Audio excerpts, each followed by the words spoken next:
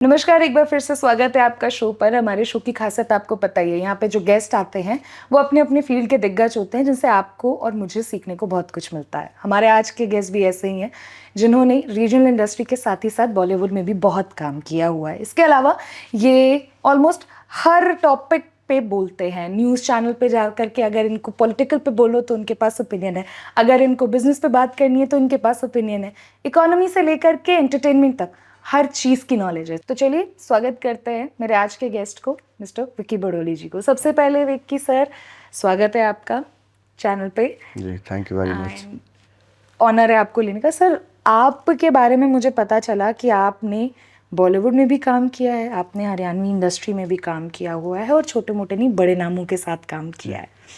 मुझे आप ये बताइए, जब मैं रीजनल इंडस्ट्री के बारे में सुनती हूँ या फिर मैं जब बॉलीवुड के बारे में सुनती हूँ तो ऐसा कहा जाता है कि छोटे लोगों को दबाने की बहुत कोशिश होती है। तो सबसे पहला सवाल तो आप मुझे बताओ, ये जो कहते हैं इंडस्ट्री पॉलिटिक्स वर्ड सही है अगर मैं यूज़ करूँगी? देखिए, राजनीति जो है वो हर जगह है, वो फिल्म इंडस्ट्री के अंदर भी है, वो आप समाज के अंदर भी देखने को आपको मिलेगी। राजनीति हर जगह है। राजनीति को लेकिन हम अपने ऊपर हैवी होने देते हैं, वो एक मुद्दा है। राजनीति को हम साइड में करके अगर सक्सेस पा लेते हैं, वो भी एक बहुत बड़ी उपलब्धि मैं समझता हूँ कि राजनीति को हैवी नहीं होने देना चाहिए अपनी जगह। लेकिन राजनीति अपनी जगह आपको हर कारोबार में मिलेगी। वो राजनीति के अंदर राजनीति कम है, लेकिन बाहर ज़्यादा है राजनीति, मुझे लगता है। आप इंडस्ट्री से आते हैं सर और आप जी। काफ़ी ओपिनियनेटेड है। मज़े की बात यह है कि आपको अपने ओपिनियन रखने में डर नहीं लगता। जी। तो आप मुझे ज़रा आज ये बताइए और मेरे दर्शकों को भी ये बताइए, एक बहुत फेमस मुद्दा आया था जब हम बात कर रहे थे हरियाणवी इंडस्ट्री से। जी। वहाँ पे ऐसा कहते हैं कि जो बड़े सिंगर्स होते हैं वो जानबूझ के छोटे सिंगर्स को बढ़ने नहीं देते, पहला ये। दूसरा कि गुटबाजी बहुत है। गुटबाजी ऐसे बात की जाए कि अगर आज आपने कुछ गलत कह दिया या कुछ सच्चाई बता दी तो आपको बाइकआउट करने के लिए सबके सब आ जाएंगे कि इनके साथ तो काम नहीं करना। ग्रुप बना हुआ है जैसे कि। हाँ, मैं आपको बताना चाहूँगा, किसी भी कलाकार को, किसी भी टैलेंटेड व्यक्ति को आप कितना भी दबाएंगे, उसके अंदर टैलेंट अगर है वो निकल के आएगा। आप उसको रोक ही नहीं सकते। तो गुटबाजी और ग्रुप जो बने हुए हैं उनके भी ऊपर एक जगह एक चीज़ है, वो है टैलेंट। जिसके पास भी है वो निकल जाता है बाहर। उसमें गुटबाजी या फिर कोई भी ग्रुप या कोई भी समुदाय उसको रोक नहीं सकता, मुझे लगता है ऐसा। तो मेन पॉइंट है कि आपके अंदर अगर हुनर है तो आप ज़रूर सक्सेस हो जाते हैं, किसी भी फील्ड में क्यों ना हो आप। तो आपके कहने का मतलब है ये प्रोसेस है, जरूर ऐसा डेफिनेटली होता है, है, डेफिनेटली है। बट अब वो किसके करियर पे इफेक्ट करेगा नहीं, दैट इज सेकेंडरी, ये सच बात है। लेकिन ऐसा है, जो कहते हैं कि जो अफवाहें थी वो सच हैं। सच है। सच है। सर, इंडस्ट्री के बारे में भी अगर मैं बात कर रही हूँ तो अभी आपका रिसेंटली गाना आने वाला है, आज ही रिलीज हो रहा है जहाँ तक आप मुझे बताएं, और जब तक हमारे दर्शकों तक एपिसोड पहुंचेगा गाना रिलीज भी हो चुका होगा। सबसे पहले तो उसके लिए कॉन्ग्रेचुलेशंस। Thank you. ठीक है। अब थोड़ा सा इंडस्ट्री से बाहर आते हैं सर। जब आपकी मैं प्रोफाइल देख रही थी, मुझे आपके बारे में कुछ चीज़ें पता लगी जहाँ पे आप काफ़ी चीज़ों को सपोर्ट करते हैं, काफ़ी चीज़ों को लेके बात करते हैं एज अ पर्सन जिसको लोग फॉलो करते हैं।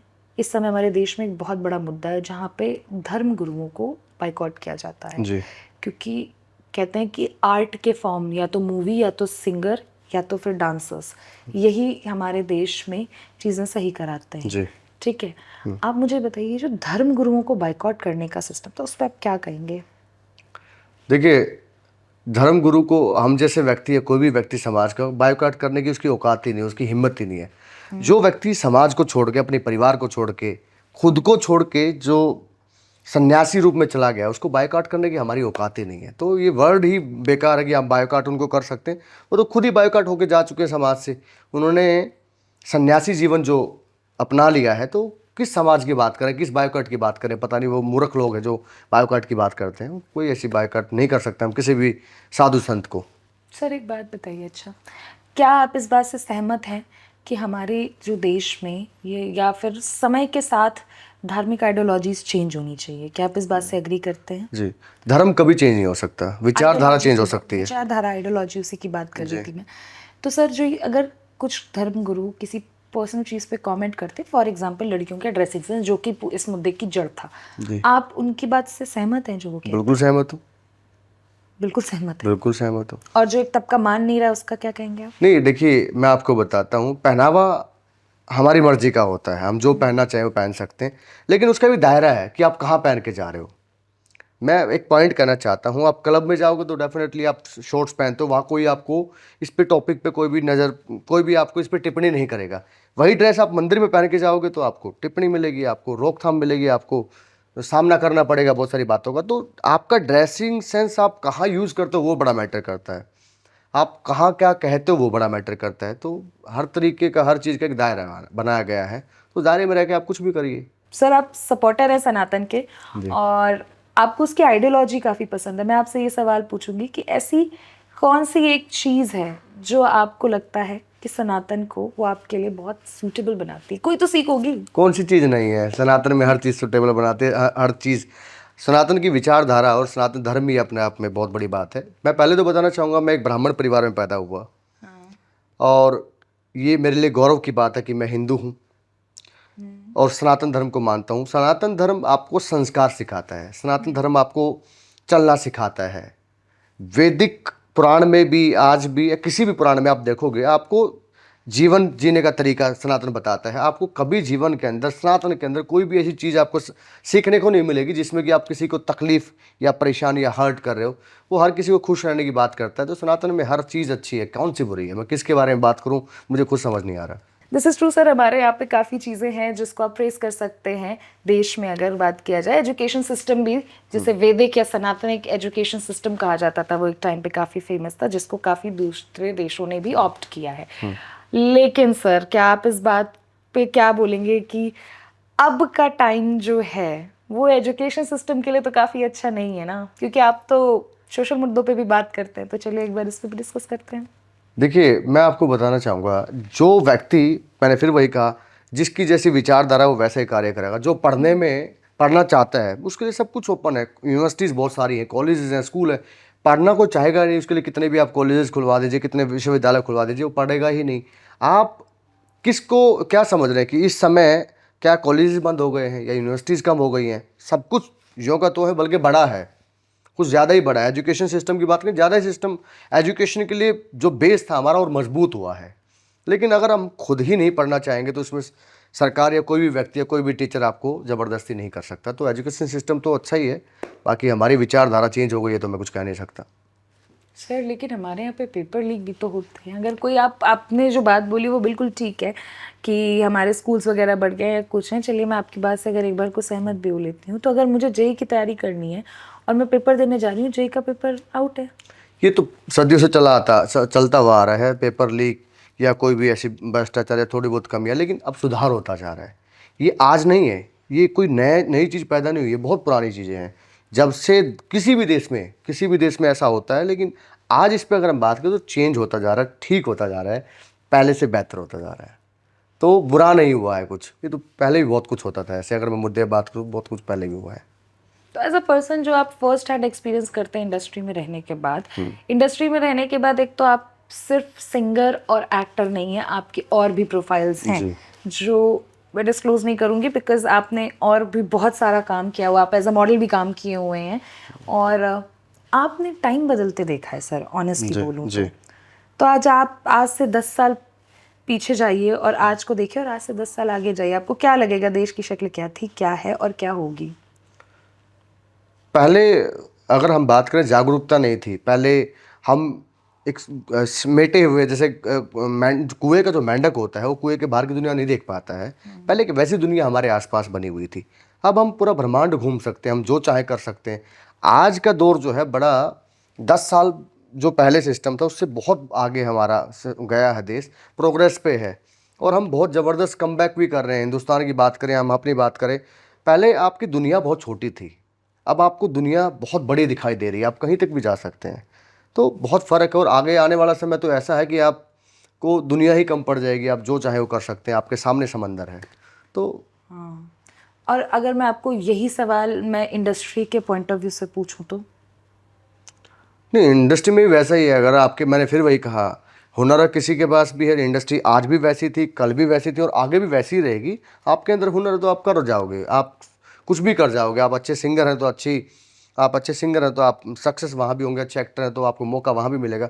बशर्ते आपको वहाँ तक पहुँचना चाहिए, वहाँ तक आपको कोशिश करनी चाहिए। आप बाथरूम में गाते रहेंगे या घर पे ही एक्टिंग करते रहेंगे तो कौन देखने आता है? आप वहाँ तक पहुँचोगे तो अगर टैलेंट है तो ज़रूर 2 लोग देखेंगे आपको। और आजकल तो इतने सोशल मीडिया, इतने प्लेटफॉर्म्स बन गए हैं कि आप अपना हुनर जो वहाँ भी दिखा सकते हो।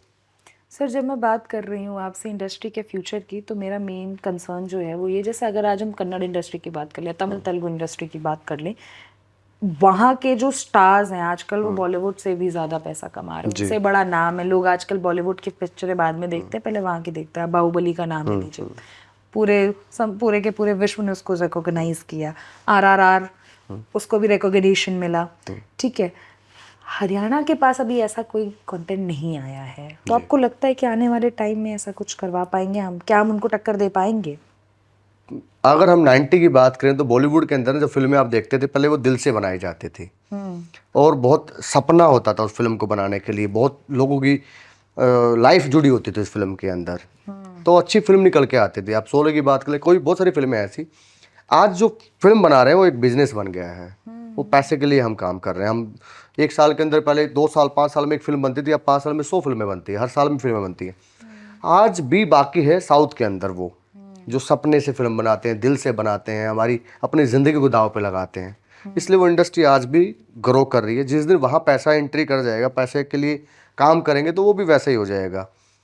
बात करें हम हरियाणा की, हरियाणा के अंदर इतना ज़्यादा अभी मैं कहूँ कि इतना प्रोग्रेस नहीं कर पाई हमारी इंडस्ट्री, इतना सपोर्ट नहीं मिला है, ठीक है। सपोर्ट की बात करें, सपोर्ट इन द सेंस कि हमारे पास वो एडवांस कैमराज नहीं है, एडवांस वो टेक्निक नहीं है, एडवांस वो डायरेक्टर नहीं है, एडवांस हम कहीं अपने दायरे से बाहर निकले नहीं हैं अभी। हम कहीं ना कहीं अपने अंदर ही हैं, जैसे कि मैंने बताया था। धीरे धीरे हमारे पास भी एक समय आएगा कि हम निकल रहे हैं। अब जैसे सपना चौधरी ने बड़ा नाम कमाया, और ये बहुत सारे हरियाणवी कलाकार हैं जो बाहर जा रहे हैं, ग्रो कर रहे हैं, अच्छा करने की कोशिश कर रहे हैं। तो धीरे धीरे हरियाणा पहले से तो बहुत बेटर हुआ। पहले जो हरियाणवी सॉन्ग आप देखते थे और आज के हरियाणवी सॉन्ग में, अभी मेरे रिसेंटली अब सॉन्ग आ रहे हैं बैक टू बैक, आप उनमें देखो कितना ज़्यादा एडवांस हम शूट कर रहे हैं। अभी हम एक फ़िल्म शूट कर रहे हैं, हरियाणवी फिल्म है, लेकिन बॉलीवुड के कैमरे से हम शूट कर रहे हैं। लग्जरी कैमरा उसके अंदर आ रहा है, DOP बहुत बड़े बड़े। तो जब आप काम करते हो और आपको धीरे धीरे जब कंपैरिजन आप करते हो इंडस्ट्री से, तो आप भी खुद को ग्रो करने की कोशिश करते हो। हरियाणा भी कर रहा है। आने वाले 5 साल में आप कहीं स्टैंड कर बहुत पाएंगे? बहुत ऊपर, बहुत ऊपर। अच्छा, हमने पंजाब की इंडस्ट्री को बीट कर दिया हरियाणा ने। अब हरियाणा के जो कलाकार हैं उनको बॉलीवुड के अंदर मौका मिल रहा है। बहुत सारे हरियाणवी कलाकार बॉलीवुड में काम भी कर रहे हैं। आप देख रहे हो सबसे ज़्यादा इस समय अगर पॉपुलैरिटी अगर किसी भी इंडस्ट्री में किसी भी कलाकार की, तो हरियाणवी कलाकार की है। हमारी तो लैंग्वेज को भी जो है सीरियल वहाँ बनाए जा रहे हैं हमारी लैंग्वेज के अंदर, हरियाणवी लैंग्वेज के अंदर। ट्रू दैट सर, लेकिन आपने एक बहुत बड़ा स्टेटमेंट दिया कि आपने पंजाबी इंडस्ट्री को बीट कर दिया, beat कहीं ना कहीं दिया बिल्कुल है। बीट कर दिया। अच्छा सर, अभी आप एक बहुत अच्छा टॉपिक छेड़ रहे थे कि आपकी अपकमिंग मूवी, मैंने कुछ र्यूमर्स सुने हैं, आप मुझे ये बताइए कि वो सच है कि नहीं। र्यूमर ये है कि आप अभी एक 30 मिनट की फिल्म बना रहे हैं जिसमें आपने हरियाणा के CM को फीचर किया है, इज इट ट्रू? मैं एक्चुअली एक फिल्म बना रहा हूँ जिसका नाम है काल। हाँ, उस फिल्म के अंदर दिखाया जा रहा है कि जो चरम सीमा पे जो क्राइम जो हो रहा है, जो इस समय जो जितनी भी बुराइयां फैल रही हैं, बुराइयों के बाद जब अधर्म आता है तो धर्म हमेशा आता है उसको अधर्म को ख़त्म करने के लिए। विनाश नाश जब होता है तो उसका विनाश करने के लिए हमेशा एक गुरु आता है। वो फिल्म में दिखाया गया है कि कैसे हमारी हरियाणा में सरकार जो है आई और उसने कैसे अधर्म का नाश किया। इस तरीके के कुछ टॉपिक हैं। काल फिल्म जल्द ही आएगी, आपके बीच में तो देखने को मिलेगा। काल एक फ़िल्म बना रहे हैं हम जिसमें कैरेक्टर है बजरंगी और बहुत सारे कैरेक्टर हैं। तो क्या ये र्यूमर सच है कि आप उसमें CM सर को फीचर कर रहे हैं? CM साहब को फीचर तो नहीं कर रहे हैं हम, उनसे हमारी बातचीत चल रही है CM साहब को, लेकिन दिखाया जा रहा है उनकी रियलिस्टिक जो वो जितना काम कर रहे हैं अभी हरियाणा के अंदर जो क्राइम जो उन्होंने ख़त्म किया है। प्रदेश अध्यक्ष मोहनलाल बड़ोली जी ने और जो सैनी साहब ने जो उनकी जोड़ी मिल के जो काम कर रही है इस समय, जो उन्होंने क्राइम को ख़त्म करने के लिए या फिर रोज़गार देने के लिए या फिर किसी भी फील्ड में जो त्रुटि थी उसको पूरी जो वो कर रहे हैं, मैं उनको दिखाने की कोशिश कर रहा हूँ दोनों के माध्यम से कि दोनों की जोड़ी ने जो काम किया है, आज उनकी जोड़ी को ऊपर तक सराहना मिल रही है, सेंटर तक मोदी जी भी उनको पसंद कर रहे हैं। तो ये चीज़ें दिखाने की मेरी कोशिश है कि जब कोई अच्छा काम करता है तो उसको अप्रिशिएट करना चाहिए, यही मेरी कोशिश है। जब CM की बात करते हैं सर, तो हमारे देश के एक बहुत फेमस CM है, चलिए उन पे भी एक बार बात कर ही लेते हैं। योगी जी की बात करें, लोग कहते हैं कि योगी जी का बुलडोजर एक्शन बहुत फेमस है, जी। आपका क्या कहना है इस टॉपिक पे? एनकाउंटर्स, बुलडोजर एक्शन, ऐसे ऐसे काम एज अ सीएम वो करते हैं जो कि वो कर भी देते हैं, एक्सेप्ट भी कर लेते हैं, पर उनका कोई ऑफिशियल स्टेटमेंट नहीं होता। आपको क्या लगता है इस टॉपिक पे? मैं आपको एक छोटी सी बात बताना चाहूँगा। योगी जी के ऊपर एक फिल्म बनी है अभी कुछ दिन पहले, और आप कोशिश करना उसको देखने जाना, या मैं सबको कहता हूँ सभी देखने जाना, बहुत अच्छी फिल्म बनाई है। योगी जी जब स्कूल में पढ़ते थे या कॉलेज में पढ़ते थे, उस समय किसी बच्चे ने एक दीवार पे लिख दिया कुछ गलत स्टेटमेंट किसी लड़की के बारे में, या कुछ भी गलत चीज़ लिखी, तो योगी जी ने उसका दरवाज़ा बंद किया और लॉक कर दिया उसको। तो ये रियल स्टोरी है। लोगों ने कहा ऐसा क्यों किया? उन्होंने कहा कि गलत लिखा हुआ था, आज मेरे पास 10 रुपये थे, अगर 200 होते तो मैं यहाँ बुलडोजर चलवाता। तो ये उनकी थ्योरी पहले से बनी हुई थी जब वो यंगस्टर थे। विचारधारा कभी बदलती नहीं इंसान की, विचारधारा वही होती है, बस मौका मिलना चाहिए। क्राइम को ख़त्म करने के लिए तब भी बुलडोजर का सहारा वो लेना चाहते थे, आज भी वो लेते हैं। क्राइम को ख़त्म करने के लिए बुलडोजर चल रहा है तो मैं तो वाह वाह ही करता हूँ, बहुत अच्छा है, हर जगह चलना चाहिए, और एनकाउंटर्स पे क्या बोलेंगे? बिल्कुल होना चाहिए। अगर क्राइम को सफाया करना है और इनकाउंटर होते रहेंगे तो मुझे लगता है एक इनकाउंटर के बाद 10 लोगों को आँख होती है, 10 लोग सुधर जाते हैं। और जो किसी को मारता है, देखिए पहले क्या होता था, जिसकी लाठी उसका भैंस, एक हमारे हरियाणा में कहावत है। जो दमदार व्यक्ति है वही गैंगस्टर के रूप में उभर के आ रहा है, वही ज़मीनों पे कब्जा कर रहा है, वही पूरा होल्ड करता था पूरे गांव पे या पूरे समाज पे, पूरे लोगों पे। तो वैसा योगी जी ने नहीं किया। योगी जी ने उन गुंडे माफियाओं को हटाया। पहले भू माफिया भी एक ही पर्टिकुलर एक इंसान होता था, ज़मीनों के ऊपर भी एक ही राजा होता था, वैसा नहीं किया। अब जो भी गलत करता है उसको मारना मेरे हिसाब से उचित है। जो किसी को मारेगा, किसी का बच्चा मार दिया, किसी का परिवार का कोई सदस्य मर रहा है, उनके दिल पे जाके पूछो क्या बीतती है, तो उनको मार देना ही उचित है मेरे हिसाब से। गैंगस्टर को मारना ही सबसे अच्छा उपाय है अगर क्राइम को ख़त्म करना है तो। 10 मरेंगे तो 100 सुधरेंगे, मुझे लगता है। उससे ज़्यादा सर, अभी एक केस बहुत वायरल हुआ था अतीक अहमद वाला, और उससे भी पहले यूपी में केस वायरल हुआ था विकास दुबे वाला। जी। दोनों के गुंडे जुत्ते थे ना, उनके हालात ये हो गए हैं कि सर कोई उनसे मिलने जाता है तो उनकी माँ भी छोटा सा दरवाज़ा हल्का सा खोल के बात करती हैं, पूरी तरह वो सामने भी नहीं आती। तो परिवार भी डरा हुआ होता है उनका कि दूसरा तो नहीं ही निकलेगा उस परिवार से। तो ये आपने सही बात बोली। जब हम बात कर लेते हैं, अच्छा आप सोशल मीडिया पे भी बहुत कनेक्टेड है, लोगों से बहुत जान पहचान कर रखी है आपने, और आपको सोशल मीडिया की आपको पकड़ भी बहुत ज़्यादा है। एक सोशल इशू डिस्कस करूँगी मैं आपसे। आपने खुद ने लोगों को बहुत करीब से देखा, चाहे वो पावर में हो, चाहे वो जैसे हो, चाहे वो इंडस्ट्री में हो, यू हैव एक्सप्लोर्ड एवरीथिंग। आजकल के यूथ में एक गलत चीज़ कहना चाहूँगी मैं, वो ये है कि वो गलत लोगों को आइडलाइज करते हैं। मतलब कैसे समझाऊं मैं अगर आपको, कि कोई अगर बंदूक निकाल के 4 आदमी साथ में जा रहा है तो उन्हें लगता है वाह ये तो फैसिनेटिंग है। उन्हें ये नहीं लगता कि उसके पीछे उनके पास कोई बैकअप है क्या नहीं। फिर वो कल को वो करने लगते हैं और ऐसे धीरे धीरे धीरे धीरे गुंडा बनते हैं, जिसे हम कहते हैं गुंडा बनते हैं, गुर्गा बनते हैं, किसी ज्वाइन करते हैं। आपका इसमें क्या कहना है? देखिए, मैं आपको बहुत अच्छी बात बताना चाहूँगा इस बारे में, और ये सभी दर्शकों को देखने को मिलेगी, ये बात सुनने को मिलेगी। हो सकता है इससे बहुत सारे परिवारों का भला हो और बहुत सारे यंगस्टर जितने भी हों बच पाएँ। जब आप किसी क्रिमिनल को देखोगे, गैंगस्टर को देखोगे, आपको दिखेगा कि बाहुबली, उसके पीछे 20 बंदूक, आगे गाड़ियाँ बहुत सारी।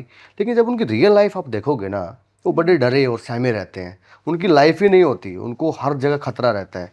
अकेले रूम के अंदर वो खौफ के अंदर जीते हैं और बच्चे उनको अपना हीरो समझते हैं। जो व्यक्ति उनको देख के इंप्रेस होता है, समझ लो उनको उनकी लाइफ ही नहीं पता। जब वो उस लाइफ में गुजरते हैं तो वो फिर गाली देते हैं कि मैं उसको देख के हीरो बना, उसको हीरो समझता था, वो तो बिल्कुल विलन से भी नकली है। जो व्यक्ति गैंगस्टर जो जेल में जाता है, आप जेल में जाने के बाद उसकी लाइफ देखना, उसके बच्चे कब बड़े हो जाते हैं उसको पता ही नहीं, उसके परिवार का क्या होता है उसको पता ही नहीं, उसके दिवाली होली क्या होते हैं अब उनके दिल पे जो बीतती है ना, कभी इंटरनल उनसे पूछ के देखना वो क्या बताएंगे, क्या उनकी लाइफ अच्छी है। वो रोते हैं अंदर, लेकिन वो अपने आप को जाहिर नहीं कर सकते समाज के सामने। जाहिर किया तो वो मारे जाएंगे। वो दिखाते हैं कि मैं बाहुबली हूँ, उन्हीं को देख के बच्चे इंप्रेस होते हैं, मारे जाते हैं। वो कभी नहीं मरते, वो बच्चे मरते हैं जो उनसे इंप्रेस होते हैं। छोटे छोटे बच्चे, यंगस्टर, उनको देख के जो अपने आप को इम्प्रेस जो कर लेते हैं, और फिर वो सोचते हैं कि मैं भी वैसे ही बन जाऊँ। वो गाड़ियाँ रखना, काफिला रखना उनकी मजबूरी है, वो शौक नहीं है, वो मजबूरियों में रखते हैं। लोग सोचते हैं यार ये तो ज़बरदस्त तरीके से चलता है, काफिला है, गाड़ियाँ हैं, बंदूकें हैं। वो खौफ में जीते हैं ज़िंदगी। आप जैसी ज़िंदगी वो नहीं जी सकते। आप खुलेआम चल सकते हैं, आप मौज ले सकते हैं। वो एक तरीके से पूरा घबराहट की ज़िंदगी है उनकी, कुछ नहीं है, वो ख़त्म है। हाँ, ये बात सच है सर। और फर्स्ट हैंड एक्सपीरियंस अभी आप ही ने बताया, हम लोगों ने यूपी सीएम को देखा, किसी को नहीं छोड़ रहा है, और आप तो खुलेआम बोल भी दे कि एनकाउंटर और भी होने चाहिए। होना चाहिए। ठीक है सर, तो ये बात मैं मानती हूँ, लेकिन सर कहीं ना कहीं आपको ये नहीं लगता जो इस तरह की लाइफस्टाइल प्रमोट करती है, चाहे वो सोशल मीडिया हो गई हमारी, चाहे वो टीवी इंडस्ट्री हो गई हमारी, या कोई भी, वो भी गलत कर रहे हैं, वो लोगों को बेवकूफ़ बना रहे हैं, चाहे माफिया इंडस्ट्री को प्रमोट कर रहे हैं, चाहे इस तरह को कर। देखिए, मैं आपको एक चीज़ बताना चाहूँगा। हाँ। सोशल मीडिया पे जितने भी गैंगस्टर या गुंडे जो वीडियो बनाते हैं या जो दिखाते हैं, वो मीडिया के, एक तरीके से मैं बताऊँ, हमारी लैंग्वेज अगर हरियाणा में बात करें, हम बोलते हैं उनको ढेरे। वो ढेरे हैं, उनके पास कुछ भी नहीं है, वो सोशल मीडिया के गुंडे हैं। वो पनपते हैं, जैसे जब बारिश होती है तो मेंढक आते हैं ना बारिश के अंदर, वो बारिश के बाद चले जाते हैं, वो वैसे होते हैं। मच्छर होते हैं, वो मर जाते हैं, एक समय के अंदर आते हैं। बारिश होगी तो बहुत सारे कीटाणु, मच्छर बहुत सारे पनपेंगे, आपके आसपास घूमेंगे, वो जैसे ही बारिश जाए वो ख़त्म हो जाए। तो वैसे लोगों से तो बिल्कुल सावधान रहना चाहिए। आपके हिसाब से मैं पूछना चाहूँगा सबसे, बदमाश या गुंडा कौन है? बदमाश या गुंडा वो व्यक्ति है जो अपने परिवार को संभाल रहा है, या अपने परिवार की आन बान के ऊपर उसने कुछ ऐसा क्राइम करना पड़ा, या फिर अपनी जान बचाने के लिए कोई क्राइम हो, वो मैं उसको समझता हूँ कि असली या गुंडा या बदमाश है। या देश की जान बचा, देश की रक्षा के लिए वो कोई किसी को मार रहा है, या अपने परिवार की रक्षा के लिए किसी को मार रहा है, तो वो असली बदमाश या गुंडा मैं मान सकता हूँ। जो अननेसेसरी किसी को परेशान करता है वो गुंडा नहीं है, ना वो बदमाश है, वो महज एक ढेरा ही मैं उसको कहूँगा, और कुछ नहीं है वो। आज आपने एक बड़ा इंटरेस्टिंग शब्द दिया, मैं ढेरा, मुझे पता नहीं था इस शब्द के ढेरा बारे में। अच्छा वर्ड है बहुत। जब आपको भी कोई ऐसा लगे तो बोलना ढेरा है वो। आगे से ढेरा ही बोला जाएगा। आपको अगर मौका मिलता है सर, कि अगर आपको लगता है कि कोई परेशान कर रहा है या आपके परिवार को थ्रेटन कर रहा है या कुछ, आपका स्टैंड क्या होगा? क्या आप परशुराम बनेंगे? नहीं, सबसे पहले तो आपके पास सरकार है, आपके पास पुलिस प्रशासन है, सब है आपके पास, आप उनका सहारा लीजिए। आप प्रशासन के पास जाइए। आज का प्रशासन इतना मजबूत है, आज की फोर्स इतनी मजबूत है कि आपकी तुरंत सुनवाई होती है। True. ये तब की कहानी मैं बता रहा हूँ, तब सरकार नहीं, प्रशासन नहीं सुनता था आपकी बात, या कोई नहीं सुनता है, आप मजबूर हो जाते हैं, आप बिल्कुल, आपके हाथ कट गए हैं, आपका सपोर्ट ही कोई नहीं कर रहा है, तो आपको मजबूरन करना पड़ता है। लेकिन आज तो वैसा है ही नहीं। आपके पास प्रशासन इतना मजबूत है, सरकार इतनी मजबूत है, आपका तुरंत एक्शन होता है और मार दिया जाता है क्रिमिनल को भी, एफआईआर दर्ज होती है। तो आज तो बड़ी सख्त कानून बन गया है, तो आज जरूरत नहीं है मुझे लगता है कानून हाथ में लेने की। कानून तो बहुत सख्त बना है, आपको भी पता है महिलाओं को कितनी ताकतें मिल गई हैं इसमें। हाँ, डेफिनेटली। और अच्छा एक बात बताइए सर, अगर दोबारा महिलाओं की बात करें और कानून की बात कर रहे हैं, हमारे समाज में अब एक नई चीज़ की मांग हो रही है, जिसे कहते हैं कि पुरुषों का एक मंत्रालय बनाया जाए। जैसे महिलाओं के लिए कमीशन है, वैसे मेंस कमीशन बनाया जाए। जी। और ये सब क्यों हुआ है? क्योंकि हमारे यहाँ पे पुरुषों के खिलाफ जो है वो क्राइम रेट बहुत बढ़ रहा है धीरे धीरे। एग्जाम्पल देने की ज़रूरत नहीं है, आपको और हमारे दर्शकों दोनों को पता है। इस पर आपका क्या स्टेटमेंट है? आप भी चाहते हैं कि मेंस कमीशन मिले हमारे देश को? मैं खुल के इस बारे में बात करना चाहूँगा, जो आपसे खुल के सवाल नहीं कर पाए। जो आजकल लड़कियां जो आदमियों को मार रही हैं, जो काट रही हैं, जो चीज़ें हो रही हैं खुलेआम ड्रम के अंदर भी आप देख, ये पहले आदमी करते थे लेडीजों के साथ, ऐसा होता था। हाँ। लेकिन उनके पास सामर्थ्य नहीं था, ताकत नहीं था। हाँ। देखिए, मैं आपको बताऊं, ये युग है। हाँ। ये घूमेगा जरूर, आपके कर्म आपको लौट के आएंगे। समय होता है, हर चीज़ का एक समय है। आज आप बुरा कर रहे हो तो कल आपके साथ बुरा नहीं होगा, ये भूल जाना, इस बात को होगा ही होगा डेफिनेटली। आज आप कुछ भी गलत कदम उठाएंगे या गलत करेंगे तो कर्मा लौट के आएगा, वो आपके साथ भी होना। तो तैयार रहना कि आपके साथ वैसा ही होगा जैसा आपने किया। जैसा आप बोओगे वैसा काटोगे, ये बिल्कुल तो हमारे धर्म के अंदर भी लिखा हुआ, हमारी किताबों में भी, और हमारे ये तो चला आ रहा है युगों से। तो जैसा आपने किया था वैसा आज हो रहा है। क्या औरतों के साथ उत्पीड़न नहीं हुई थी? क्या औरतों के साथ बुरा सलूक नहीं हुआ था? औरतों को पीटा जाता था, औरतों को घर के लिए जूती समझा जाता था पैर की। आज औरतों ने स्टैंड लिया, लेकिन मैं ये सही नहीं कहता कि सही कर रही हैं। वैसा नहीं होना चाहिए। जिससे आप शादी कर रहे हैं, जिससे आप आपने 7 फेरे लेके बंधन में आए हैं, उसको नहीं मारना चाहिए। ये घोर, मुझे लगता है कि कलयुग की निशानी है, पाप है। बट औरतें कहीं ना कहीं आज उत्पीड़न तो नहीं सहन कर पाएंगी, नहीं कर रही हैं, ये अच्छा भी है। तो मेंस कमीशन होना चाहिए कि नहीं? हाँ ना, में बताइए सर आपने। नहीं होना चाहिए, इतना भी ज़्यादा अभी नहीं होना चाहिए। माचो इमेज खराब हो जाएगी। हाँ, बिल्कुल खराब हो जाएगी। नहीं, माचो इमेज खराब नहीं होगी, कहीं ना कहीं फिर वो गलत इस्तेमाल उसका करते हैं। औरतों को जो कानून मिले हैं ना, आज भी मैं आपको बता दूं, अभी रिसेंटली एक मुद्दा हुआ था। एक यूपी के कलाकार हैं उत्तम कुमार, उनके खिलाफ एक लड़की ने अभी केस डाल दिया था, रेप केस। 5 साल से वो साथ में काम कर रही थी, वो इंडस्ट्री में साथ में काम कर, उन्होंने कहा कि हम तो पहले से रिलेशन में थे, तो आप आज केस कैसे डाला? तो मिसयूज भी होता है। देखिए आज दो लोग एक रिलेशन में हैं, दो लोग गर्लफ्रेंड बॉयफ्रेंड है, कोई भी रिलेशन उनका है, वो पिछले 10 साल से है, लेकिन जैसे ही कुछ गड़बड़ हुई या उनकी बात नहीं सुनी या बात नहीं मानी, वो केस कर दिया। तो वो मेरे लिए, मुझे लगता है वो रेप नहीं है, वो रेप का मतलब और क्या बोलते हैं रिलेशन जो उनका है उसका बोल डिफरेंट बहुत है, डेफिनेशन ही अलग है। लेकिन इन्होंने जो ताकत मिली है औरतों को, उस पर कोर्ट में चले जाते हैं, किसी के खिलाफ भी केस कर देते हैं, तो वो थोड़ा सा गलत है। तो इसलिए ज़्यादा पावर भी ठीक नहीं है, मिसयूज होता है बहुत। तो आपको लगता है कि मेरे हिसाब से आपकी बातों से जो मुझे जिस मिला है कि राइट्स दिए हो ठीक है, लेकिन थोड़े बहुत राइट अगर आदमी को भी मिल जाए, मिलना कि वो चाहिए, डिफेंड हो जाए, राइट तो दोनों सही को है। मिलना चाहिए, और राइट को डिफाइन भी करना चाहिए हमने। जैसे अच्छा हुआ कि कोर्ट ने उत्तम कुमार को रिहा किया, जमानत मिली, क्योंकि 5 साल से साथ में ही रह रहे थे।